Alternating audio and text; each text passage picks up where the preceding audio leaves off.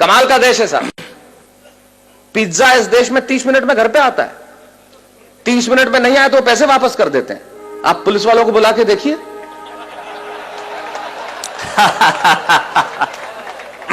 ये वो देश है जहां पे 8% में आपको कार का लोन मिलता है और 12% एजुकेशन लोन के देने पड़ते हैं। वाह वाह वाह वाह। कभी सलमान के बालों तो कभी कैटरीना के गालों पे मर गए। आज इस अवसर पे इससे बढ़िया पंक्तियां मुझे याद नहीं आती। क्या बढ़िया बात कहते हैं वो कवि कि कभी सलमान के बालों कभी कैटरीना के गालों पे मर गए, कभी चुंबन कभी चेहरे कभी चालों पे मर गए। ऊपर बैठ के भगत सिंह भी कहते होंगे यार सुखदेव राजगुरु हम भी किन सालों के लिए मर गए। वाह वाह वाह वाह वाह वाह। अमेरिका में एक प्रांत है टेक्सास और वहां एक शहर है ह्यूस्टन। कुछ लोग हां भर रहे हैं। इससे यह जाहिर नहीं हो जाता कि उन्होंने देखा है और इससे यह भी जाहिर नहीं हो जाता कि उन्हें पता है।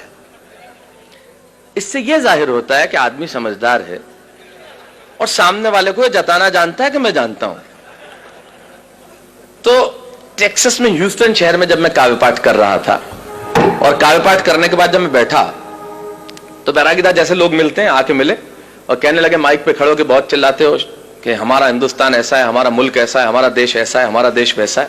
आखिर तुम्हारे देश में रखा क्या है? यकीन मानिए मेरे मन को बहुत चोट पहुंची, बहुत पीड़ा हुई। मेरी जगह आप होते तो आपको भी चोट पहुंचती, बहुत पीड़ा होती। लेकिन मेरा दर्द सुनना साहब, मुझे चोट इसलिए नहीं पहुंची कि उसने मुझे ये कहा कि तुम्हारे मुल्क में क्या रखा है। मुझे पीड़ा इसलिए हुई कि कहने वाला लड़का खुद एक हिंदुस्तानी था जो सारी उम्र यहां पला, यहां बड़ा, इसकी माटी में रहा, जिसकी शिराओं में हिंदुस्तानी पिता का रक्त और जिसकी धमनियों में हिंदुस्तानी मां का दूध बहता हो। वो किसी दूसरे मुल्क में जाके अपने ही मुल्क वाले से ये कहे, एक हिंदुस्तानी जब दूसरे हिंदुस्तानी से ये कहे कि तेरे हिंदुस्तान में क्या रखा है, तो चोट पहुंचना स्वाभाविक था। तब मुझे महाकवि कन्हैयालाल सेठिया जी की एक कहानी याद आई और उस कहानी को मैंने कविता की आत्मा बनाया। क्यों मुझे पीड़ा पहुंची, क्यों मुझे कविता लिखनी पड़ी? कन्हैयालाल जी लिखते हैं कि लोहा और सोना आपस में बात कर रहे थे तो लोहे ने सोने से सवाल किया कि यार तू सोना है, मैं लोहा हूं। आपस में बातचीत शुरू हो गई तो सोना लोहे को कहने लगा कि यार लोहार तुझे बनाने के पहले ठोकता पीटता है, सोनार मुझे बनाने के पहले ठोकता। आप पढ़े लिखे लोग हैं, आग में तपा के ठोका जाता है, लेकिन जब तुझे लोहार ठोकता पीटता तो तू बहुत आवाज करता है, मैं तो चुप रहता हूं, ऐसा क्यों? लोहे ने जो जवाब दिया वो मेरी कविता की जमीन है। लोहे ने कहा तो ठीक कहता है सोने, सुनार पीटता है तुझे लोहे की हथौड़ी से जो तेरी कुछ नहीं लगती। मैं लोहा हूं, मुझे जिससे पीटा जाता है वो लोहा है, और जब अपना अपने को पीटता है तो चीख तो निकलती है। वाह वाह वाह वाह। मेरी कविता अपने ने अपने को पीटी गई चीख की कविता है। जब एक हिंदुस्तानी दूसरे हिंदुस्तानी को यह कहे कि तेरे मुल्क में रखा क्या, अरे उन्हें मालूम क्या है कि मेरे मुल्क में है क्या? हमारे मुल्क में मधु कोड़ा है। वाह वाह। है एक भी लीडर ऐसा? सूर्यवंशी 38 वर्ष की उम्र में 4000 करोड़। आप यकीन मानिए कभी जिंदगी में 4000 करोड़ रुपए मिल जाएं तो यकीन मानिए इस जन्म में मुझे गिन के दिखा देना, आप गिन नहीं सकते। ये हिंदुस्तान, ये हमारा देश है। हमारे यहां कमाल की चीज है। हमारे मुल्क में क्या रखा है, बहुत जबरदस्त। जैसे आपका इंदौर का ट्रैफिक, मैं अभी एयरपोर्ट से आ रहा, राजवाड़ा के आगे मेरी कार के आगे आदमी हाथ साइकिल पे यूं किया फिर यूं कर दिया। मैंने कहा इसका क्या मतलब? बोले पहले मुड़ना था फिर कैंसिल कर दिया।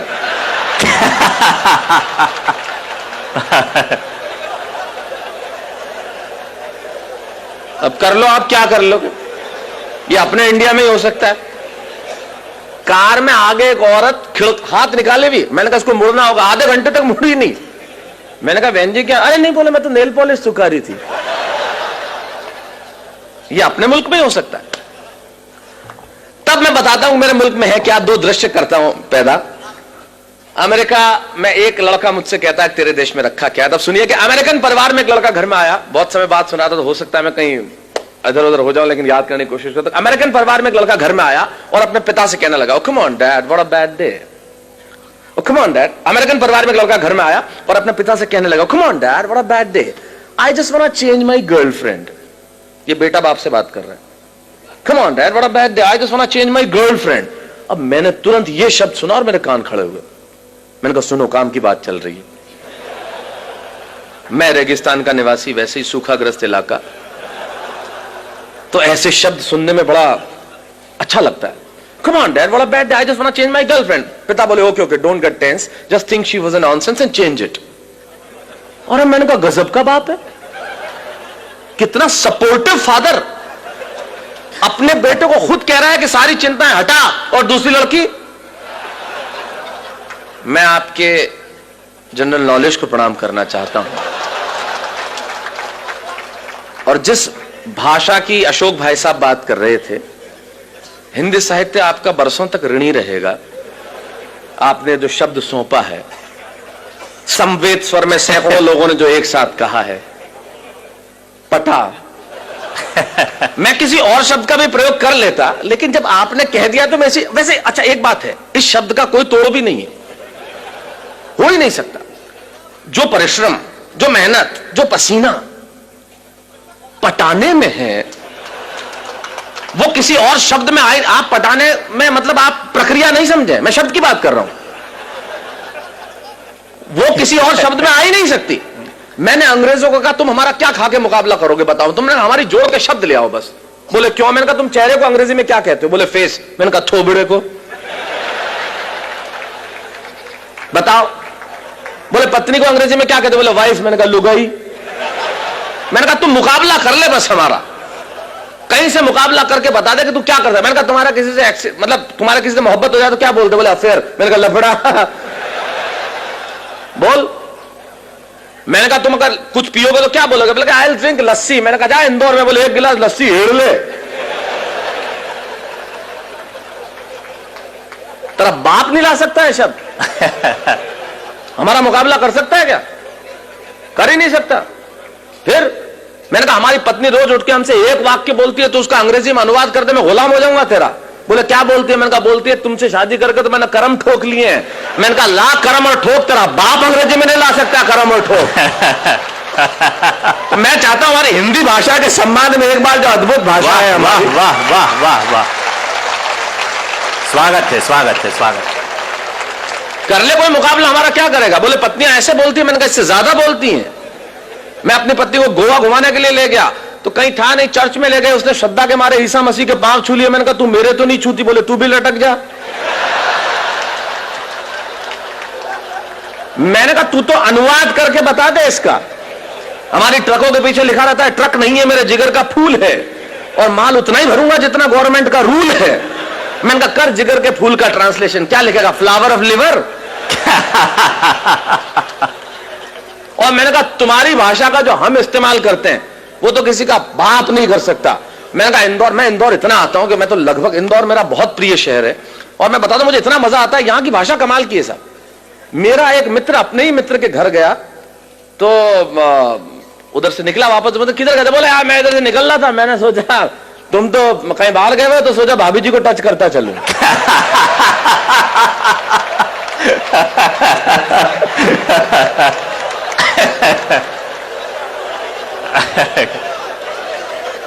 ये हम कर सकते, ये हमारी भाषा का, सारी दुनिया के भाषाओं को जब हमने हाथ फैला के बुलाया है और जो उसे सौहार्दपूर्ण स्वीकार करके जो मोहब्बत दी है वो कोई दे सकता है? तो ये तो कमाल है। तो मैंने कहा कमाल का बाप है, खुद ही कह रहा है सारी चिंता हटा। मैंने कहा है खुदा मुझको भी ये अमेरिका भेज देता तो तेरा क्या जाता? खुलेआम चिंताएं हटाते, मजे से लड़कियां घुमाते, वरना हिंदुस्तान में हमारे पिताजी वो सुबह दोपहर शाम 3 बार तो इसीलिए कूटते हैं कि बताना होता है मैं तेरा बाप हूं।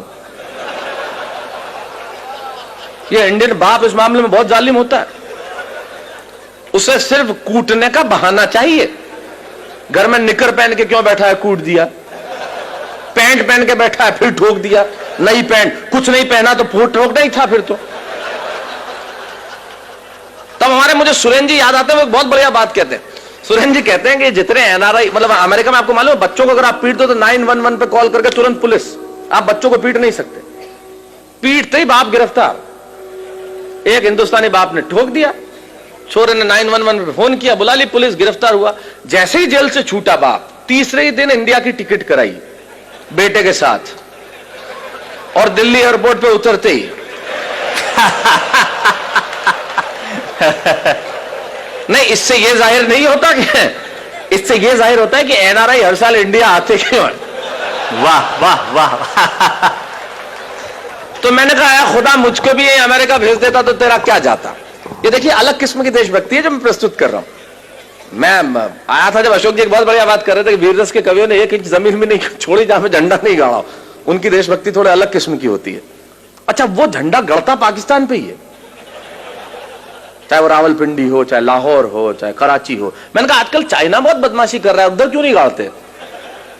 तो यार उधर के बोले शहरों के नाम ही याद नहीं है, गाड़े तो गाड़े। बढ़िया है, बढ़िया है। वाह वाह वाह। अच्छा, एक आध शहर का नाम याद हो गया तो उसमें तालियां नहीं बजती। बोले अब के तिरंगा फहराएंगे हम गोंगजाऊ पे। तो गोंगजाऊ वो मजा नहीं देता ना जो लाहौर देता है।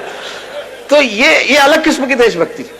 तो मैंने कहा खुदा मुझको भी अमेरिका भेज देता तो तेरा क्या जाता। खुलेआम मजे से लड़कियां घुमाते, मजे से इधर उधर घुमाते। वरना हिंदुस्तान में हमारे पिताजी, उन्हें तो भगवान बचाए साहब, मुझे भी अमेरिका भेज देता तो मजे से जिंदगी की रंगी नहीं उठा। अच्छा, दूसरे अमेरिकन परिवार का और भी दमदार एक लड़की आई और अपने माँ से कहने लगी, come on mom, I just want to live with that guy whom I'm living with for 2 years. मैंने तुरंत अनुवाद किया। मैंने कहा ये कह रही है कि उस लड़के के साथ नहीं रहूंगी जिसके साथ 2 साल से रह रही थी अकेली, वो भी बिना शादी के। 6 फुट का छोरा, नहीं कोई सहेली। अपने यहां तो पिक्चर में ऐसे डायलॉग आ जाए तो लाइट चली जाती है।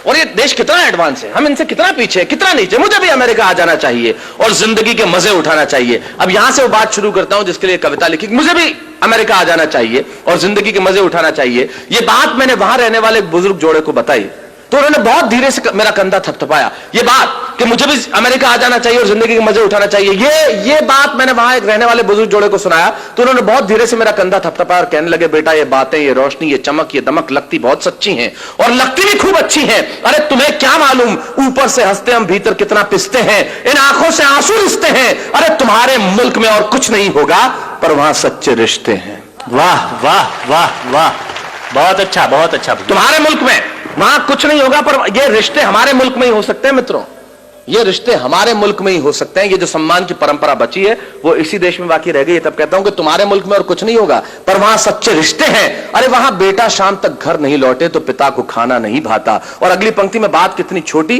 लेकिन तर्क कितना बड़ा कि वहां बेटा शाम तक घर नहीं लौटे तो पिता को खाना नहीं भाता।